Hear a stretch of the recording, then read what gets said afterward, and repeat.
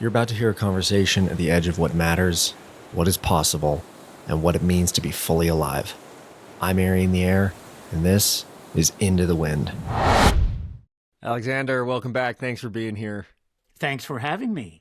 It's been a full 3 years since we have spoken, and lots of things have changed over here. So I'm excited to get your take on some things. The big news that I alluded to was that since we last spoke, I did indeed get married, and my wife is now 39 weeks pregnant. Ooh, baby's coming, right? I have a baby girl coming. Okay, baby girl coming. Okay, so we don't have to give up on humanity yet. We're not going extinct.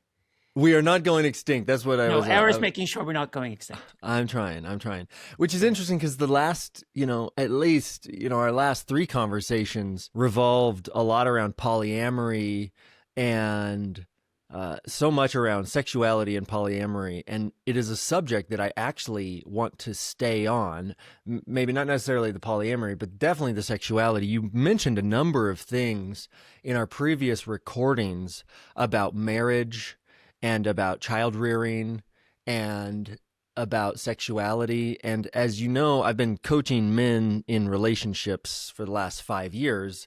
So I would love to get your wisdom today on how married couples can best tend to their sexuality and to their sex lives together to grease the tracks for their family life, for their home life, for their sustainability, and for their continued flow of their own life forces. Sure, absolutely. I'm totally in. I'd start with saying what I always say when I do men's work, and it's the same thing in Europe where I live or in America. It doesn't matter. I have a very simple formula. I say that out of 10 guys that I meet today, say 23-year-olds that come to me for advice, like out of 10 guys today, I say 8 of those guys should be dads and raise families and find the right woman and do it with. And it's not just a woman who has to be attractive to you. She's also going to run a fucking company together with you.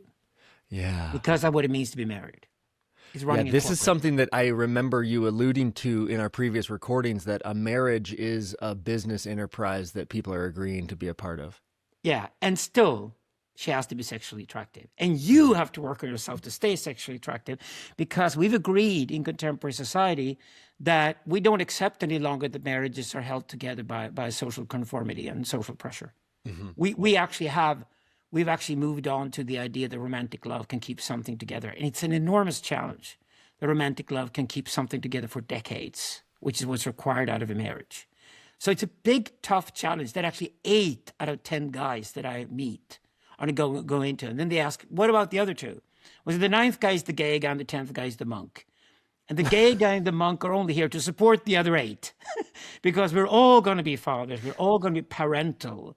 We're all going to raise kids. We're all going to raise the next generation. And if you think you can get away from that, you haven't grown up yet, because this is what being grown up is all about. So I want to support you and obviously this beautiful woman who's going to be the mother of a child, and wish you all the best. Wow. Thank you so much. I feel that. Thank you. Because I'm one of the monks. You are, huh?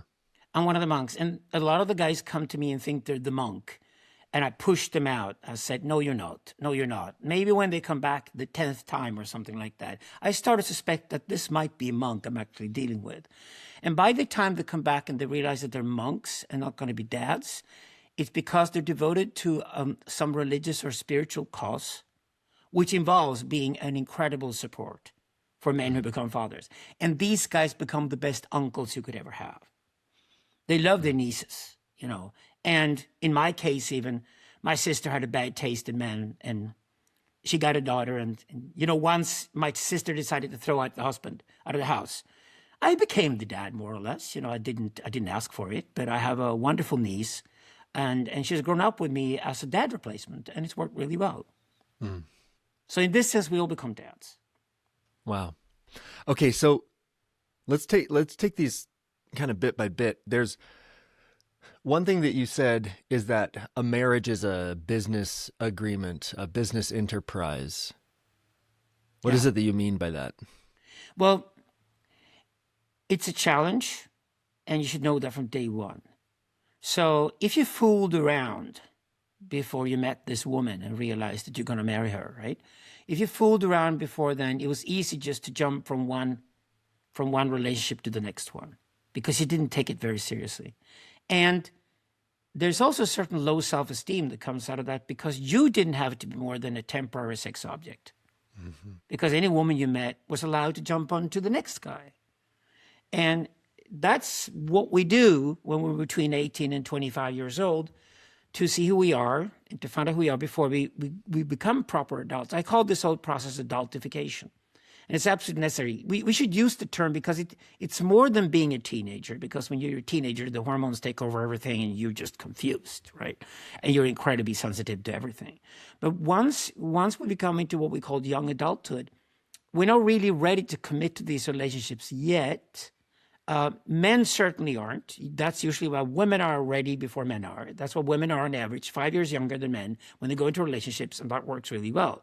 So women are prepared to commit to a relationship before men are. But once men are ready to commit, a few years later, after the women, they realize that their life would be dull and boring and empty if they didn't do this. And this is exactly why you realize you need to get married and have that kid and have that family, is you realize that when I get older, I would have made a terrible mistake if I didn't do it. And the funny thing is that if you're a monk, it's the same thing. If I would marry a woman, have a child, I couldn't imagine being the father when I'm 45 years old because I'm supposed to do those monk things. So it's the whole idea that we think of ourselves as an older version of ourselves. It's like when you do strong psychedelic trips, you often meet yourself as an older version of yourself. You realize you're being loved by the older version of yourself. So you are doing the right things in life. And then you can press on with those things. So one of the great things you can imagine is that what would I say 20 or 30 years from now about the decision I'm about to make?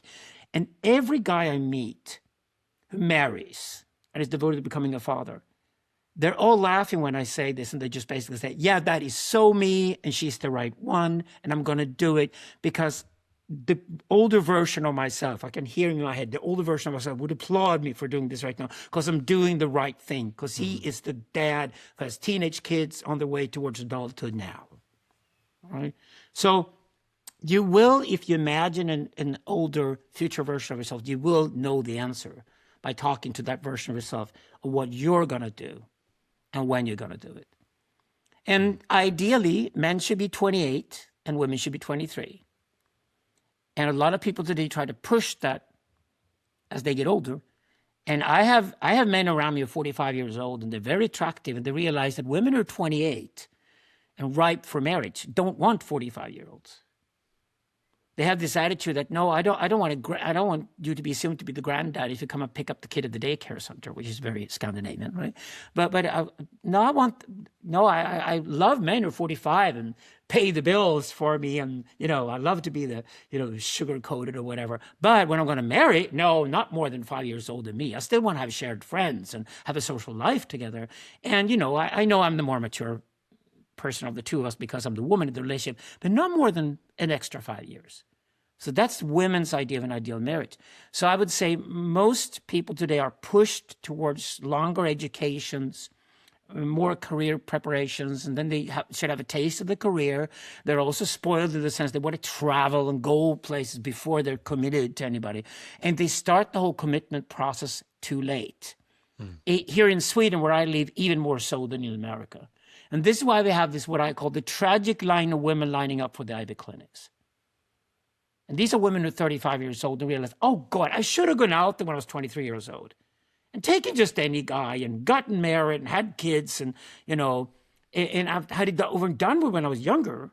Because if you're smart as a woman and you start breeding at 22, 23, when you're 40, you have funny, quirky teenagers at home. You're still attractive and can find another husband if your old husband was boring.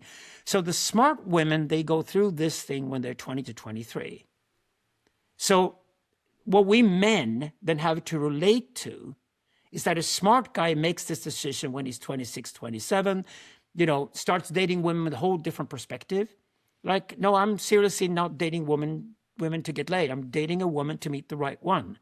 At least somebody I can commit to and try to have a family with. And preferably these days, I would even say good advice actually to say somebody you could divorce who'd still be an amazing mother of your kids. Yeah. because that's the right one. If you fail at the marriage, you can't fail the kids.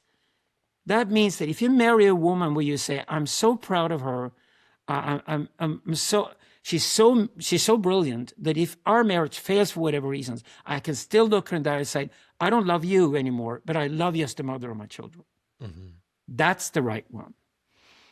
Yeah. So this is as you know, the business enterprise here is you're using this as a frame to express the level of commitment and duration and kind of like there's just like some logic around this.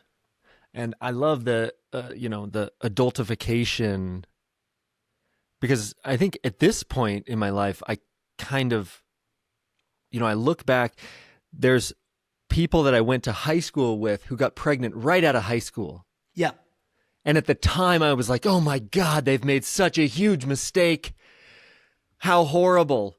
Now they have late teens children and they're young and it seems just wonderful, So It's like the perspective has totally changed on. Because they follow the biology, which is the easiest thing to do in life.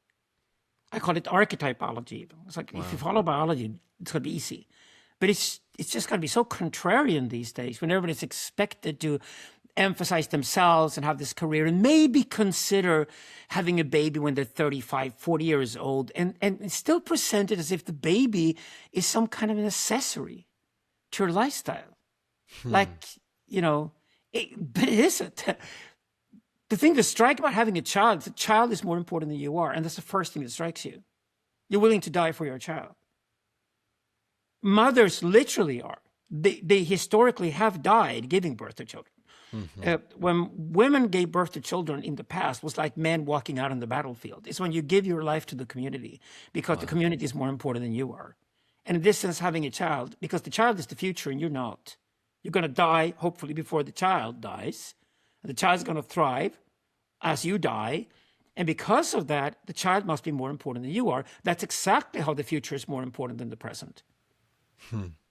So in men who witness their women give birth to children, they tell them exactly the same thing about that, some kind of ecstatic experience as it is to go to the infinite now on psychedelics. It's like just this intense bliss. And they don't understand where it comes from. It's not rational. It's just this intense bliss. And it's a reward for the commitment they made when they dropped the fucking condom, decided to go for it, and brought the ring out, married her, and she's pregnant, and the baby is coming. Suddenly the baby's there, and it's all real. And the entire reward system, the body says, yes, you made the right choice. Now you're a father, you're proud of it. Turn on the fucking cigar and just drench yourself in this feeling right now. That's how nature rewards you for being a father. So for the vast majority of men, this is the greatest thing that ever happens to them. And then they often want to have a second and third baby too. And this is what we talked about that the last time, you and I, because we were still going into polyamory mode, which is the other thing I teach about couples. And I said, polyamorous couples can perfectly well have children and families and make it last and make the marriage work. They're often more aware of the fact that marriage is a corporate thing than other people are, because they also have other relationships. But I always advise them to go into monogamy when it's time for breeding. And I tell the guy, this is going to be really tough for you because it means less sex, especially after the baby has arrived and the baby takes a woman's fucking tit and steals it away from you. And, the whole Oedipus complex actually reversed. You envy your child rather than child envying you, as Freud thought. But that's only natural. But that's when you give yourself a little point now and then and said that, okay, reward, because I'm actually staying monogamous to my wife, although we're not fucking at the moment because we're right now in breeding mode. Mm-hmm. And I recommend people to do that. And until they finish that, it was 2 kids or 3 kids or whatever modern families have. And then they come out of it and said, well, we actually had 3 kids. Now we're over. Okay. Then you can call me when you got the 3 kids, because once you have the 3 kids, you can go back into polyamory again. If it worked for you before you have the kids, it's going to work for you again. You just have to say that, okay, this is the last kid. From now, this kid on, it's countdown time, because we can calculate that when this kid is 20 years old, all the kids will have left the house and we'll be left alone, and we'll see if we're still together by then. And then they can go out again and pursue what they really appreciate, which is a polyamorous lifestyle, and be proud in front of their children that they're really a good mom and a good dad who give themselves the space that they need in their relationship. Mm-hmm. So the monogamy thing is there for a very good reason. Some people attempt to be monogamous their entire lives. Fine, good luck with that. My parents succeeded. Not everybody does, but my parents also say that in another time, if we had been young when you guys were young, it would have been a lot harder. Mm-hmm. Right? But monogamy has a purpose, and that is focus. And focus on the relationship and on her and the child about to arrive and all those things. Mm-hmm. Yeah, I feel that. That's actually like my word for the year. At the new year, I set focus as my word for the year. My work, my family, my business, my relationship. So I feel that. There's something that we've talked about in the past, and you've already alluded to today, which is the modern expectation that romantic love would keep a relationship together. And we've talked in the past how that was kind of a tragic comedy, that Romeo and Juliet were humiliating, that they were so unadult to think that their whole lives were akin to their romantic relationship. So help me understand, like, is this a ridiculous concept that we need to bag? I mean, it seems like pretty broadly, this is something that we have accepted. I thought you put it so eloquently that no longer do social constructs keep a marriage together. Mm-hmm. And now we have to have something else keeping a marriage together. Help me understand what you think is best practice for keeping a marriage together with romantic love and sexual monogamy. Yeah, so the idea comes from the fact that Romeo and Juliet was written as a comedy from the very beginning in the late 1800s, when both America and Europe went through secularization, and we sort of skipped theology and had all kinds of social theories instead. We started to apply this onto what we call the modern life. We die when we die. Birth and death are prevalent all the time, and we learned how to live with that. When we realized that, then Romeo and Juliet was turning to tragedy. And it was turning to tragedy because they sold more theater tickets if that happened. So what happened was that people started believing in romantic love as a replacement for religion. Mm. And boy meets girl has been that religion. And then by the 1950s, we had Hollywood and all that. And even if both James Dean and Marilyn Monroe died when they were young, they were still the icons of romantic love. Like, if you can't have romantic love lasting a long life, then shorten your life and kill yourself, which is a very romantic idea. Like, just if you die young, you stay pretty. Like, it's just ridiculous. But it was true. It was true. It was the thing with romantic love is that it's like a teenage girl who's into K-pop. And she heard this new song from her favorite K-pop band today, and she starts humming that song, and she plays it 500 times that day. And if you ask her that day if this is her favorite song ever, she goes, yeah, this is going to be my favorite song forever. It's just not the best song I ever heard. It's going to be my favorite song forever. And this K-pop band is going to be my favorite band forever, and I'm going to stay 40 years old the rest of my life and worship the fucking K-pop band. Romantic love is exactly like that. It's an obsession with the sensation. But sensations don't last. So nature is cruel to us in the sense that we fall for these sensations.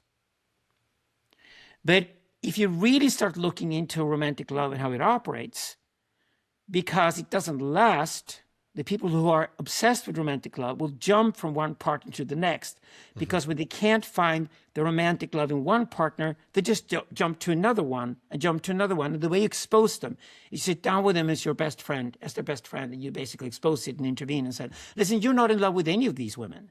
You're just in love with falling in love. Mm-hmm. And you're just using these women as falling in love objects. Yeah. And it's not going to get you anywhere. It has nothing to do with polyamory. It has nothing to do with freedom. It has nothing to do with being responsible and an adult and going into marriage and breeding kids and creating a heritage. None of those things are part of this. This is much more like an alcoholic looking for another drink. Mm-hmm.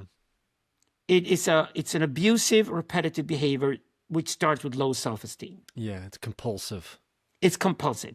It's okay if you're a girl and you're 40 years old and you love K-pop. But by the time you're 17 years old, you're embarrassed that you were obsessed with that song and that band when you're 40 years old. Because by then, the last 3 years, you've had 5 other favorite songs and 5 other K-pop bands. And finally, you got over K-pop and you went into some fucking grunge or whatever because you're 17, right?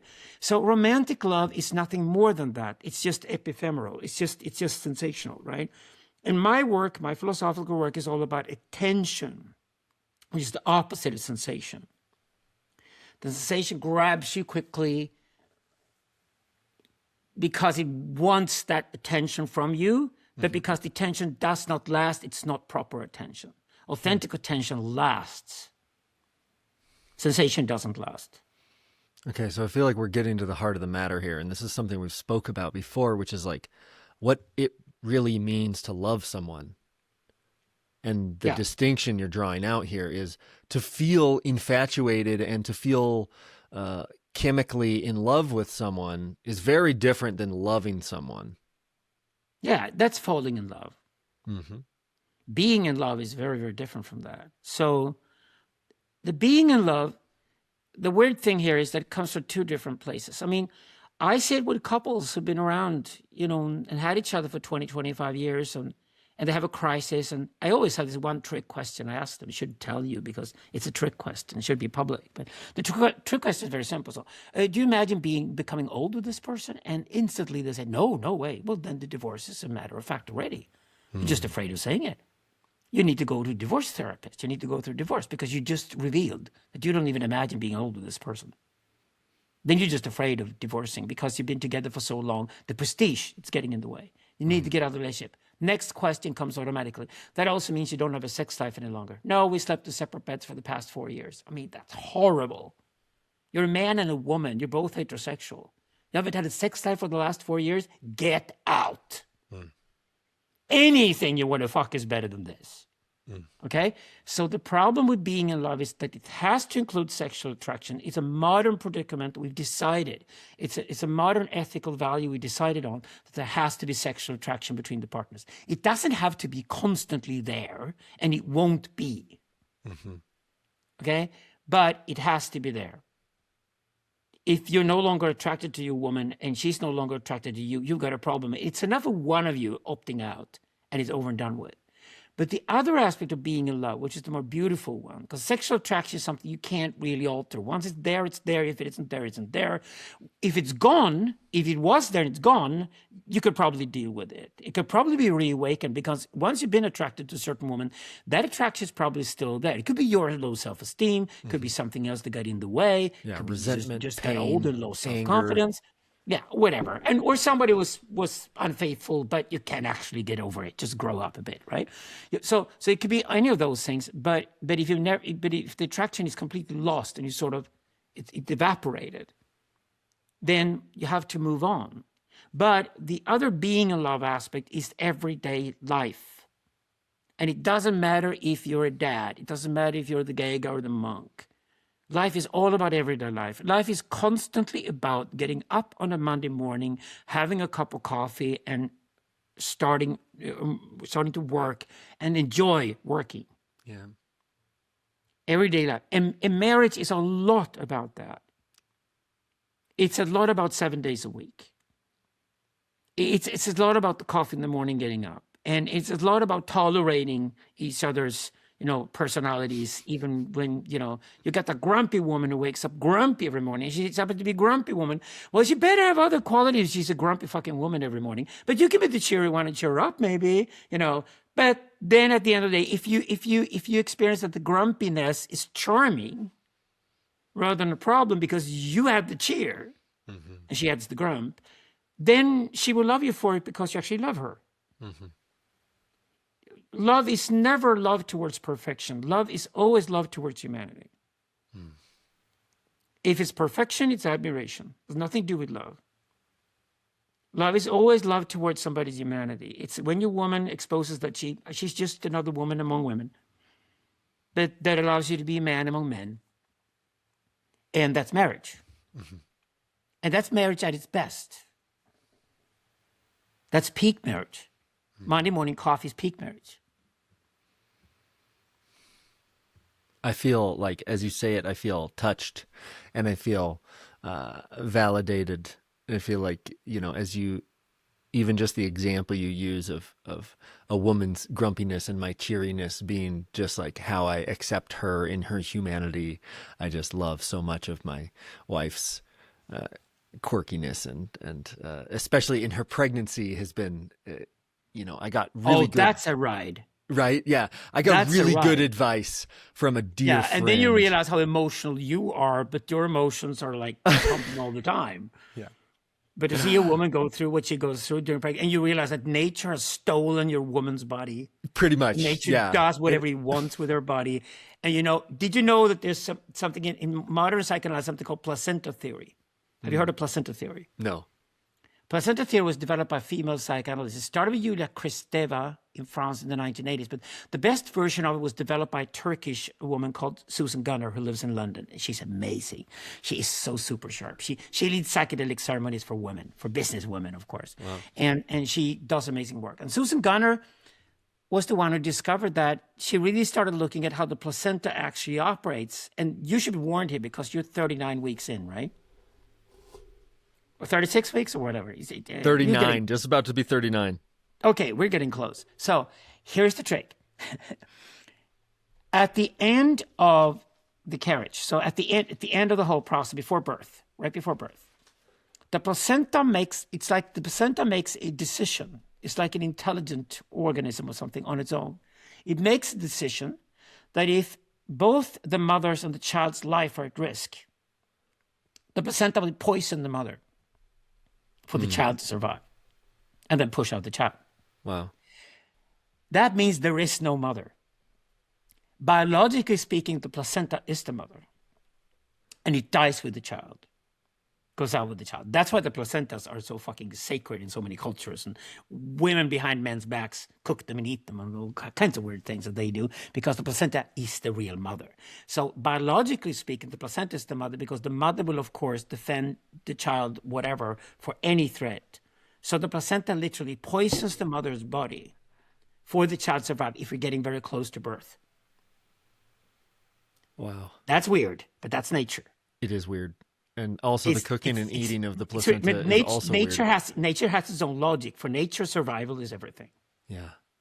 And if it has to pick between the child or the mother, it picks the mother up till that point. We should be clear about that because the mother has a great chance of becoming pregnant again and giving birth to another child. And if the child is born too early, it will die anyway because there will be no mother there to feed it. So nature is clever enough to protect the mother over the child until the point where this happens. And this happens before birth, which is the point. So in placenta theory, you work with the concept in psychoanalysis. For example, when you deal with the mother wound, you deal with people who have, they're damaged or who have a traumatic relationship with their mothers. Sometimes only in their heads. Sometimes their moms are great. But if they have a traumatic relationship to the mother in their heads, it's still the same problem in psychoanalysis because psychoanalysis deals with the images we have of things. It doesn't deal with what actually happened to us. Mm-hmm. So placenta theory is very useful in the sense that it's so radical that if we know that there is no father and there is no other, we also know by now in psychoanalysis, there is no mother. There's only you when you sit to psychoanalysis and you're alone and you have no connection to anything because nobody else is inside your head besides you and nobody can visit the inside of your head, mm-hmm. which is what you need to arrive in psychoanalysis so you can have a strong sense of self. So I love this idea with the placenta theory because it means that and this is why you're already seeing that your woman's body is already taken over by nature. Mm-hmm. And she's on a huge emotional roller coaster ride. And she must eat the strangest things all of a sudden. You see pregnant women licking walls of houses and shit. Yeah. And when they enter this world, they're shocked about it. And all the older women come up to them and say, oh, welcome to the world of mothers. We've all been there. We've all been through these crazy months when the child inside of us took over the whole body. And it was like an alien we're giving birth to, right? And we don't know what we're doing any longer. And we say to the husband and we say to our girlfriends, listen, I'm this far pregnant now. I'm going crazy, right? Yeah. Luckily, my wife has done really a fantastic job and has been mostly on the up and up and has had It seems relative to many women, easy pregnancy, and she's so fit. She's a fitness instructor. She works out all the time. She eats Oh, she sounds so fat and so obese. I and know, so ugly and so bitter. No, she Oh is God, I fucking hate her hot. already. Yeah. She is fucking hot, and you would love this chick, man. I'd love her. I'd love her already. Yeah, absolutely. Okay, I want to get back. Okay, I tell her one thing though. I tell her that Ari has really great taste, but your taste in men is awful. You say that. I'll one tell line to her. me? I'll tell her. Okay, you tell her. Okay? Tell her. It always works. It always works. There's not a single woman in the world who doesn't love you when you say that. It's just an old trick of the book. It just works every time. Okay, I want to get back to something here. Basically, romantic love is a love of sensation. It's a love of falling in love. It's a love of infatuation, of approval, of various things. Yep. It also, the other thing that I heard is that we as a society have agreed that sexuality is a part of marriage and sexual attraction is a necessary part of marriage.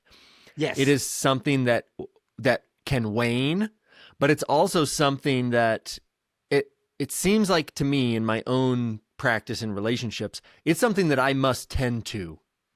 I must use my attention and my focus and my practice to bring my sexuality into my marriage and keep it there and to fan the flames of my sexual connection with my wife.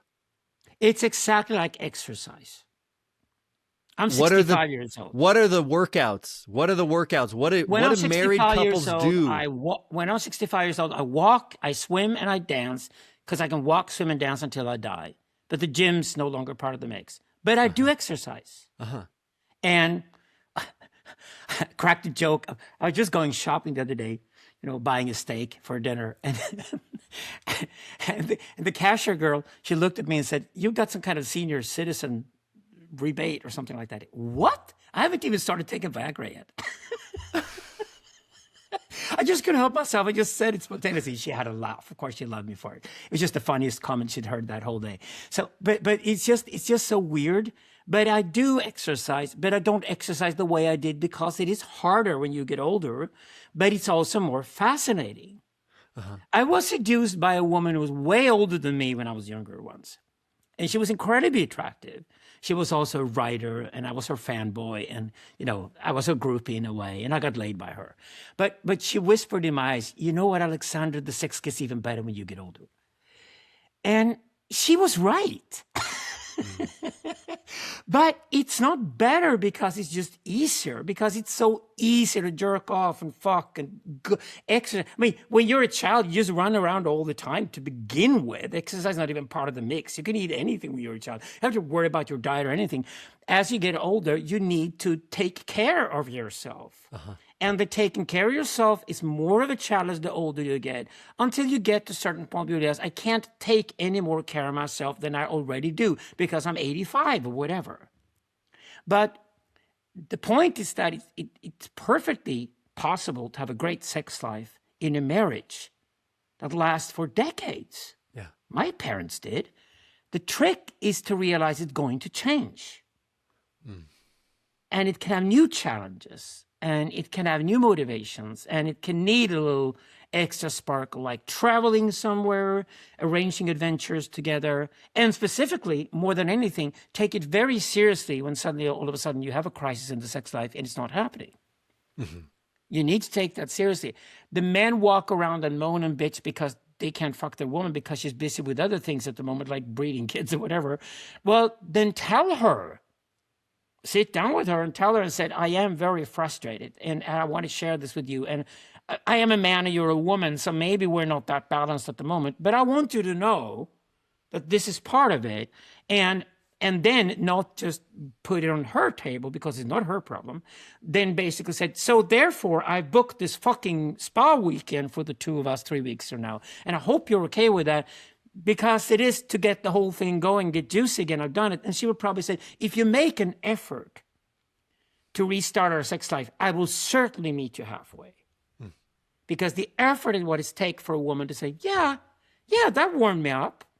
Yeah, and I realized that, yeah, I don't want you to walk around and look at other women and being frustrated because you're a man. I don't want to do that. I certainly don't want to have that. But I'm glad you actually came through the door with a little package and an idea what we're going to do about it, because otherwise you just put the problem on me. And then the next thing you got is an argument and then the therapist. And the whole therapy thing gets started. Because you have addressed a problem, but you haven't taken responsibility for your half of the problem, and you haven't come up with a solution to the problem, which is actually gutsy and funny and will get her going. You're just putting the problem on her, like a demand. And nothing can ever be unsexier than a partner that comes to you and says that you need to fuck with me because I need to fuck you, and I don't care if you want to fuck me or not. That kills everything. Yeah. It's what I call the art of seduction. And seduction must be understood as the absolute opposite of manipulation. Manipulation is dark. Manipulation is, I'm taking you where I want you to be because I don't have enough self-confidence to seduce you to go there. And I don't even care if you want to go there or not. I'm taking you to a certain place because I want you there, and I'm totally needy and I'm totally self-obsessed, and I want you there so I can milk out of you what I want from you. That's what manipulation does. It starts from low self-esteem, and then it becomes its own technique, and then it keeps running. And when you go into really dark family constellations, then you discover that manipulation has been everywhere.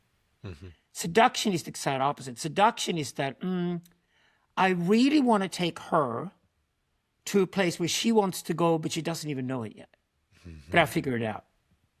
And she doesn't even think about it because she doesn't even think it's possible. So I'm going to take her there. And I'm going to take her there not by telling her where I'm taking her. I'm going to take her there by saying that I've got a little idea, and we're going to do this and this and this. And she said, okay, I'll go there. And then when she comes to that next point, you basically say that, oh, and by the way, I only took her to this point so I could take you to the next point. And then I take you to the next point. And suddenly you're doing tango classes with her or whatever. And she loves you for it because you seduced her. And she can look you in the eye and say, darling, you've taken me to somewhere I had no idea that I wanted to go, but somehow you figured out that I want to be here, and I want to be here so much, and I love it so much. Yeah. And the great thing about the art of seduction is that this is what you get better at in a marriage as it lasts. You're a much better seducer when you're 40 than when you were 20. Because you were 20, things were happening in your pants, and it was all about tits and pussy and juices and things, and you thought you were seducing. You weren't seducing at all. You were basically just desperately putting your needs onto a woman and hoping she was equally desperate back, right? That's what you do when you're 20. And when you're 40 years old, all of a sudden the art of seduction has become the main thing. It's not just something that solves the problem, sexual attraction. It's like you're not even interested in the sex unless the art of seduction happens first. Yeah. Okay, so you're bringing up something that I've made the mistake of, and actually I have coached a lot of men through this in the years after my own mistake and realizing it, which is like, you were talking about this as the sex life, where you don't just take it to your wife and say, hey, I want to fuck you. You need to fuck me because this is something we need to do. This is your problem. Figure it out. It's actually, and I would describe that as feeling hurt and in some way being victimized inside of your own relationship and thinking that it's somebody else's problem. Yeah. Versus being really empowered. And I love this distinction between seduction and manipulation, because it's being so empowered that you take action to lead the relationship in a certain direction without actually knowing the destination beforehand. Exactly. And if you don't do that, your woman would start thinking of herself as a mother with a son. Yes. Not with a woman with a husband. I just said the other day, I said, we tolerate our women treating us like daddy a lot better than women tolerate us treating them like mommy. Absolutely. Because daddy-daughter can still be sexual. Mommy-son is not. It kills the sexuality. Exactly. So this is absolutely correct. So another way of looking at it is that we feel, but we also think. And in spiritual work, it's incredibly important to separate the two. When I do sharing circles, for example, during integration in men's work, I often ask the men to first express what they feel. and stay with their feelings. Where are you at, brother? What do you feel? So they can get that off their chests. And then they're really challenged. We take the second round and said, no, you can't talk about your feelings anymore because you just did that. I only want to know what you think. And for some guys, this is incredibly challenging because they feel and jump between feelings. And I said, if you jump between feelings and you can't think without feeling anything, you can't think properly, then you're not ready for a relationship at all. Because women will hate you for it. They'll feel you're a baby jumping from one feeling to the next feeling that she must cater to. And you think what that means to a woman and her body when a man says that I feel things and I want to jump from one feeling to the next, and I selfishly just want to, ingrain myself in my feelings and be inside those feelings. That's a baby screaming for a tit. That's not a man leading a tango. So I'd say the fact that I force you to train to differentiate between your feelings and your thinking in front of other men and tell us what you think without referring to your feelings, because you're not allowed to, means I'm just training you to be a man. Yeah. Because if you feel something towards your woman, before you even open your mouth and talk to her, you must learn how to think and see the bigger picture. Mm-hmm. You see where your feelings come from and what they mean. The feelings, just like sensations, the feelings are sensations. The feelings are signals, but they're not the end game. They must be interpreted, and the interpretation is you thinking about them. Mm-hmm. And then once you've thought about them, come up with a plan. The plan should be bigger than where your relationship is currently at. The plan should be expansive. The plan should expand you, should expand her, should expand your relationship with her. That's the plan you want to seduce. And then the whole fun you're setting up is basically the art of seduction. The art part is that, well, how do you seduce? Well, you don't just openly, rationally say to her that it would be good for our relationship we did this and this and this, because it's boring. You have to figure out a funny, quirky, inviting way to say it. Yeah. Over a dinner or whatever, and over a couple of drinks or whatever you want to do, or a spa weekend or whatever. But you do something with her, and that's when you present your thinking. I thought about you and me, and I think that wouldn't it be a good idea if you and I went in this direction with our relationship? And she will applaud you for the attempt. She might disagree with you, but she will applaud you for the effort. Because it's what a man gives a woman. Yeah. Yeah, and there's a distinction that comes up there between like just saying, on one hand there's just only talking, and on the other hand there's some kind of plan, there's some kind of leadership, there's action, and there's communication. Yep. And that's why spiritual work, we differentiate between meditation and contemplation. The two different ends of our consciousness. The meditation is just meditating to let go and become detached and let everything flow through you and be oneness with everything and experience ego dissolution and just be. Mm-hmm. That's meditation. Contemplation is contemplating over your life. It's a full-on consciousness. It's when you think about yourself, your wife, your little child coming, maybe another child coming further down the road. I just planted that idea at the back of your head. Once you got one child, want to have another one. Okay, so you're breeding, your family, and you think about your career, and suddenly your career and work is no longer for you and to fill the wallet and have fun, but suddenly you start thinking about heritage. And for men, it's often when they start thinking about property, getting a house, or maybe even getting a farm, and have my wife and the kids inside that building, where she can decorate and, pimp the whole building or whatever, make it fun. So when I come home, she's pimped the whole house and served me dinner, because I take care of the outside and I fix the fucking gardens. I do the lawns with rowboats these days that I build myself. It's my property. Men like to stand on a mountain overlooking a valley, and that valley is a property. It's their property. And that only happens when the woman is pregnant and she's about to give them a child, because that's when the man starts thinking, oh, I'm not careering or working for myself any longer. I'm working for her. I'm working for the child. I'm working for something beyond my own death.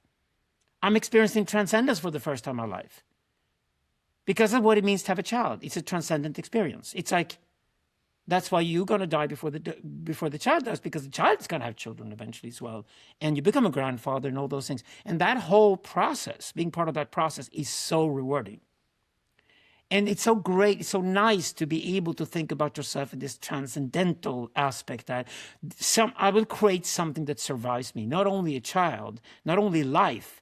I will also create a heritage that survives me. So my kids are off to a good start in life, and they're off to a good start with their kids because of the heritage that I created. And the Lashmut is a great family name. Thank you. Yeah, I can think of it, the Lashmut clan. Thank you. Yeah. That's what men get obsessed with. Women are very different. Women's experience of getting pregnant, finding the right man, and breeding and having kids and arranging all those parties and remembering all the birthdays for the kids. Women do a totally different thing. But when you start looking at what women are doing when they get pregnant and they found the right guy, and obviously loves you like your woman does with you, when that happens to women, you discover that their whole world is complementary. It's what I call the inner realm, where the child is welcome. Whereas you will start representing an outer realm for the child can fantasize about something beyond the mother's body. The phallus and the male body in Freud represents this beyond the mother's body. So it represents an independence, a self which is no longer dependent on the mother for survival, but it can actually walk on its own feet and say, no, I can do this on my own, right? This happens after the Oedipus and the Electra complexes in children. And this is where the father is becoming incredibly important. Mm-hmm. So I want to ask you, there's two questions that come up. One is like, what do you see as the pattern if a man is often feeling hurt in his marriage? That's one question. And then the second one is modern couples therapy a trap, or does it suck, or is it useful? Should all couples do it? Those are my two questions. Okay. So hurt first. If you feel hurt, it's just a feeling. Mm-hmm. Even if it's repetitive, it's just a feeling. Don't throw it on her. Nothing kills a sex life more than turning your partner into a therapist. I teach it to my monks, because we're tantric monks. I even teach them. They're not husband or therapist, but they're lover or therapist. And therapist kills lover. So when a woman starts treating you as if you were a therapist and she loads her problems onto you, the natural response to that is that, well, either you go see a therapist about it or you go talk to your sisters. You go talk to other women. You're using me, your lover, as a therapist. And if it was another woman listening to your endless stories about where you're stuck with things in life. And I want to fuck you. And I want to find you sexually attractive. And this kills sexuality, right? So don't turn your partner into a therapist. That means the therapy part, which is necessary for all human beings, is the first thing that must exist outside of the marriage. That means you're dependent on other people, especially of your own sex. This is why I tell men to do men's work is really about preparing yourself for having a strong brotherhood of other men around you that you can always go to, that will always hold you responsible for what you're doing and what you're thinking, what you're saying, and they will challenge you, but they will also lift you up. So you can go back into the marriage and deliver to a woman. Wow. But we must as men say the same thing to our women, because women are so used to babbling about themselves and sometimes they're not really addressing a problem. Men mistakenly think they're addressing a problem. They want to go towards some solution. Like, darling, why are you telling this to me? This would be a good solution? And she says, no, I just wanted you to listen to me. Well, if she wants you to listen to her while she's babbling away all her problems in her life, that's a total turnoff. That means she needs to get more girlfriends. Mm-hmm. And maybe a gay friend. Could help her with the shopping or whatever and tell her she should look even more beautiful. She should wear that makeup or the high heels because she's getting your fucking dick and he can't because she's a woman, right? Having a couple of gay fag hags are beautiful women to marry. They're great to marry for a straight man because they have a great social life, both the women and with gay guys around them. And women should, especially more than anything, have sisters of different ages, women around them, hopefully a good relationship to their own mother as well. Because then you get a good, mother-in-law, which is great to have. So, but when they come to you with too much of the therapy aspect of it, and you worked on it, if you've gone to other men to do your therapy with other men, then you owe it to her to say, listen, I have my brothers that I see on a regular basis, and they hold me responsible for staying with you, and for loving you, and for delivering to you as your husband. And they support me in that effort. And they will tell me right away if I don't deliver to you the way I should. But I don't take my fucking therapy with you. Because you're my wife, you're not my therapist. The way we used to do this was that we went to older, wise people who'd been around. That's still the best thing we can do. But since the older people who are around these days want to have their own lives when they're 70 years old and want to travel and still stay fresh, and they walk and they dance and they swim like I do, and they have a great life and they love life more than ever, and maybe they can be a grandparent now and then, but now and then they're not going to babysit their kids all the time because the kids are your problem because you're the parent, right? So since 70-year-olds are like that today, in capitalist society, we basically move that from going to the old wise man or the old wise woman for advice, we move that into professional therapy. And if you think about the therapist you're seeing as being the representative of an old wise man or an old wise woman, that's a good therapist because that's the job they're supposed to do. They might compensate for the fact they haven't lived for 70 years by instead having studied psychology, and they've heard hundreds of couples before going to therapy, and they've heard their problems and they know where the deadlocks are, and they can help you unlock those things so you can move on with your wife, right? So a therapist it's all about life experience. The therapist compensates by not having their own life experience for 70 years. They compensate by having been trained by listening to a lot of life experiences from people your age. And here's the trick with a therapist. Like an old wise woman, old wise man, they shouldn't tell you what you want to hear. That's a bad therapist, because that'd be a bad old wise woman or a bad old wise man, because the old wise person would tell you straightforward, oh, you're fucking this up. You're too self-obsessed. You run around feeling hurt all the time. You can't even afford that right now because you got a fucking kid at home to take care of. This is not the moment you can run around being 8 years old, being a little boy in front of your woman and turning into your mother when she just want to raise the kids with you and is looking to you as a husband. It's going to ruin your marriage if you don't wake up from this, get out of the fucking self-pity and move on, right? So a good therapist will, at least indirectly, be tough on you. That's what good therapists are. And if you have to go all the way to see a couple therapist, that's basically because you've had a communication breakdown with your wife. You suspect that you're going towards a divorce. There might be a chance to wake this up again, but the communication breakdown means that you completely misunderstand each other and you moved into a repetitive behavior of accusations. And it's going very destructive. It's getting very dark. Then last chance you have is to go to see a couple therapist. But once you come to a couple therapist, that means you've failed at therapy with other men. That means she has failed at therapy with other women. Because therapy is what you do with your own sex, to go back into the marriage and get the dick and the pussy going again and keep it alive and have another child or whatever you want to do, right? Well, yeah, I think the idea that therapy is what you do with your trusted brothers outside of your relationship that support you staying in your relationship and delivering inside of your relationship properly is very beautiful. Yeah. I don't always see the reciprocity in this expectation.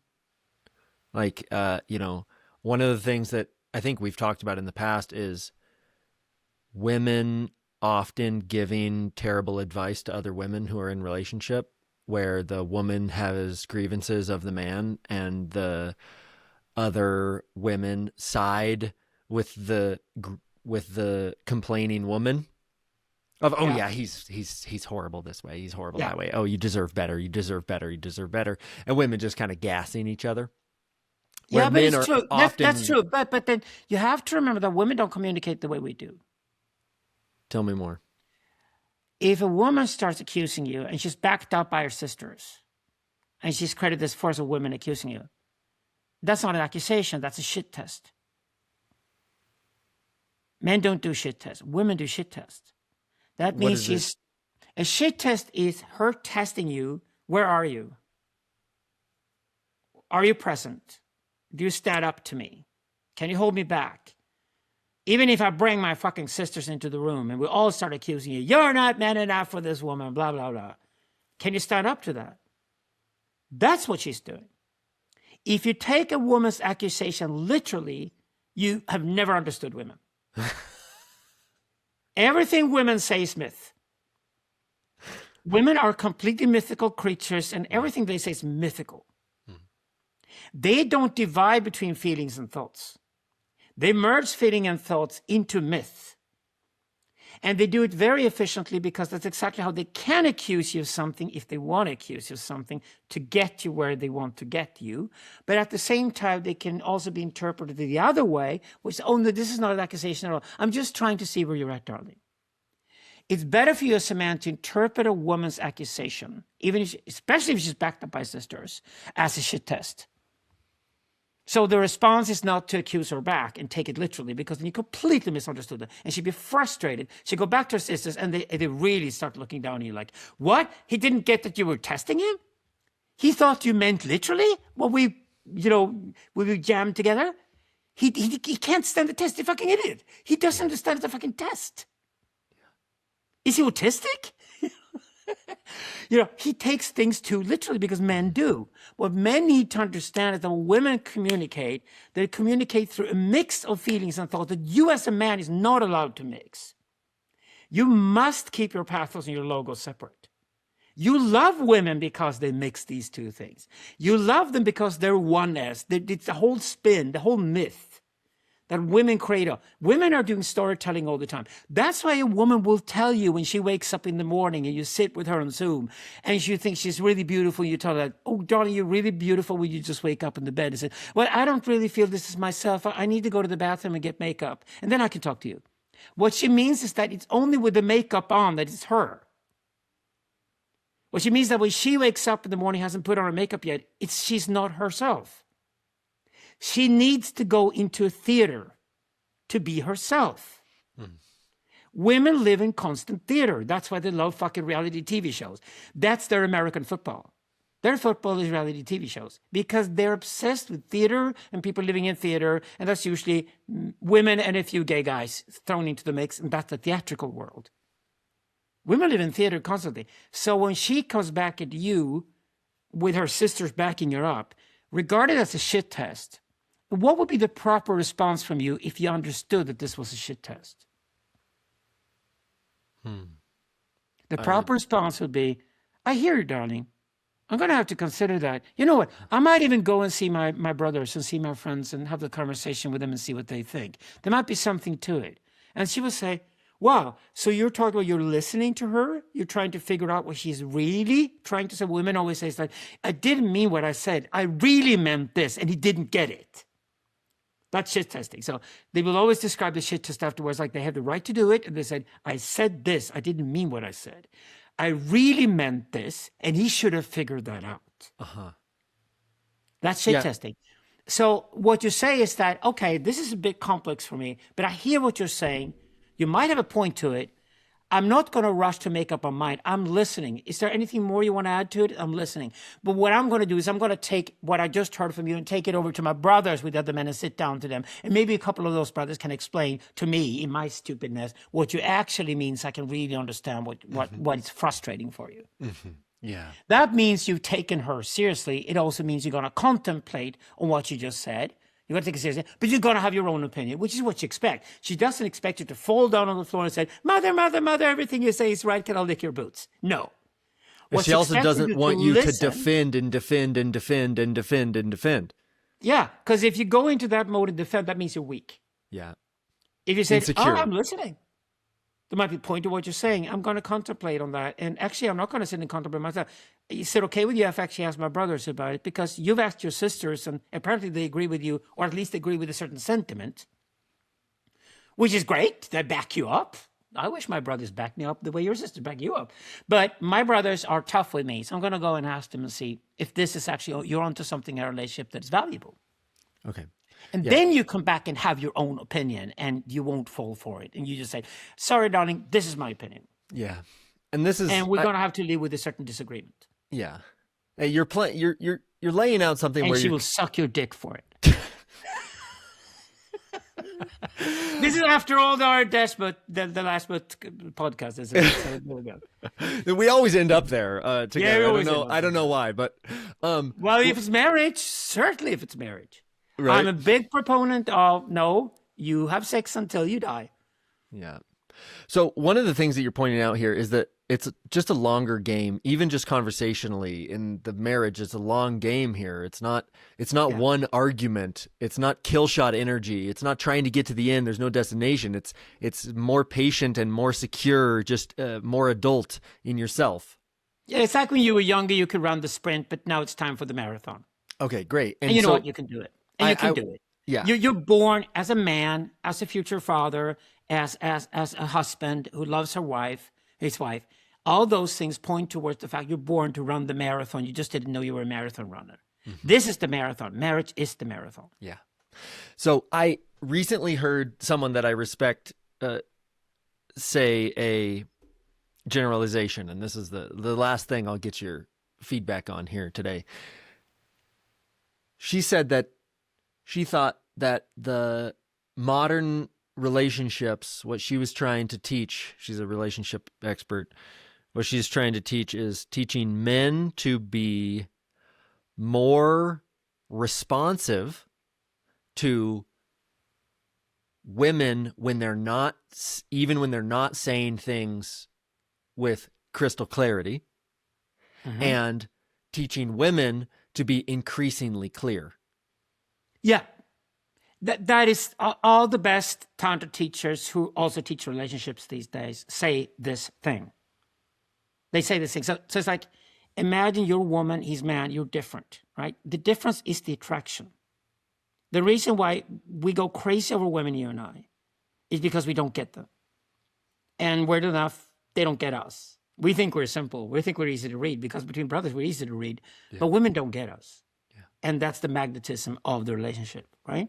So if we start there, and we will never get women. I get women better than other men do because I've trained to understand women. I've been obsessed with understanding women. And actually, you know, my female lovers are like, they're incredibly highly intelligent anthropologists and shit like that. Because I'm so fucking sapiosexual by now that if it doesn't happen up here, it doesn't happen down there either.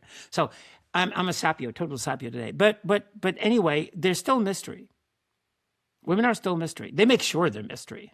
That's the way I look at it.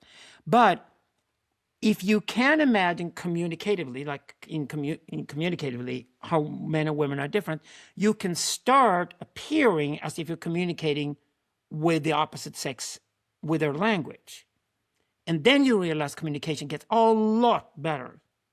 So if women can be more like, your husband is square, he's rational, he's stupid enough to mean what he says, he doesn't get your shit test, but instead of spitting at him for not getting your fucking shit test, you could just say what you mean literally as if you were a test take. And you know what? He will get it.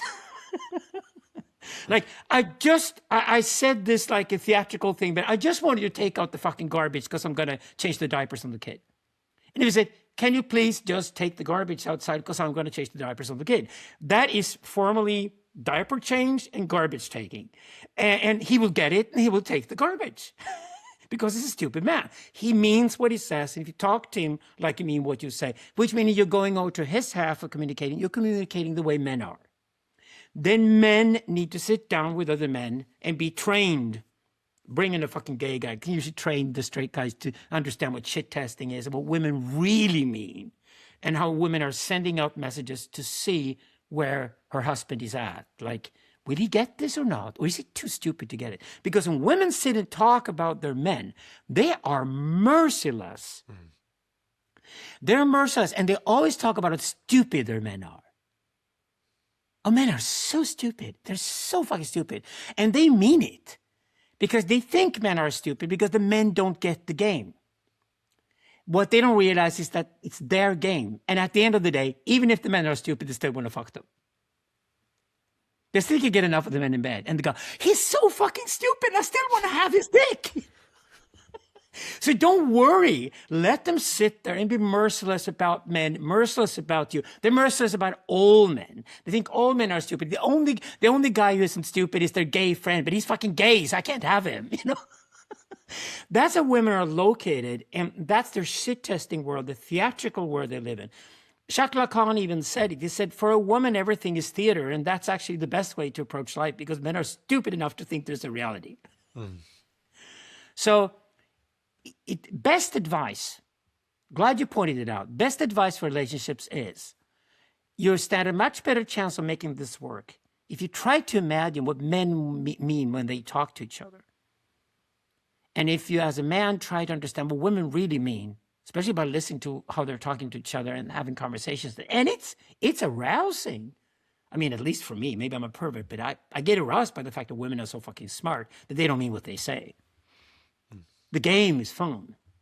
Oh, I have to figure this one out. What did she really mean? Or what did she really, really mean? Yeah. Okay, so I'm supposed to figure out, it's her way of seducing me, is to figure it out. Like, she's thrown a riddle at me, and she's sitting there. Like, women say something, and then they look at you like they're checking in to see if you understand what they really mean. Yeah. Notice that? Is the shit testing actually for intellect, or is it for security and confidence and assurance? Survival. It's absolute survival. It's Darwinian like hell. It's her way of using language to control where you're at, because you're physically stronger than her. You will always survive in any environment. You have all those muscles. You can always take care of yourself, and women can't without men. Women can literally not live without men. If you have these TV shows where they throw them on an island somewhere, in the Pacific, those islands with only women on them are chaos after 2 days, and they start starving. Yeah. We cannot do without women because we can't breed, because they give birth to children. But they can literally not live without men. Yeah. Nobody's delivering the food on the table if they're only women. So women literally have to live with men around them because their inner realm is completely unprotected and undelivered to. When women say they want men because they want to feel protected and provided for, they literally mean they need protection and provision to survive. And the way to test the guy when he's on his way out is usually when they shit test you. When you're on your way out of the house, she's testing if you're going to come back to the house. If that is your number one priority, is to return with the house and make sure she's protected while you're gone, and make sure you bring provision with you when you come back. Her entire biological mechanism is focused on testing you and to ask you straightforwardly, will you come back tonight, darling, and will you bring in a kilo of meat? It's too plump, it's too stupid, it's just too male. It's not what women do. No, she will indirectly throw something after you right when you're on your way out, when everything was sorted out, and you don't have to worry about anything. She'll throw a riddle at your head. And all she's asking you, can I be, without being paranoid, can I be sure that you're coming home tonight and you're bringing your dick with you and you're bringing a kilo of meat with you and you're coming in here and you're protecting me all day long and I can feel safe and I really want to fuck you. That's the shit test. Yeah. I'm up for it, man. Yeah. Congratulations, Ari. I'm so glad we haven't talked for 3 years and now we're reconnected and you're right in that mode, ready to go all the way with a beautiful wife and kid. You give hope to humanity and especially to men. Thank you. Thank you. You're a monk's dream. We monks are only here to support you guys, Mary, and we love you for it. So, and we love your kids and we love your families as much as you do. It's just that we monks, we have a different path for the community. We're not saving the women and children. We're saving the library. Yeah. So that there's stories to tell to your children when they grow up and you've died.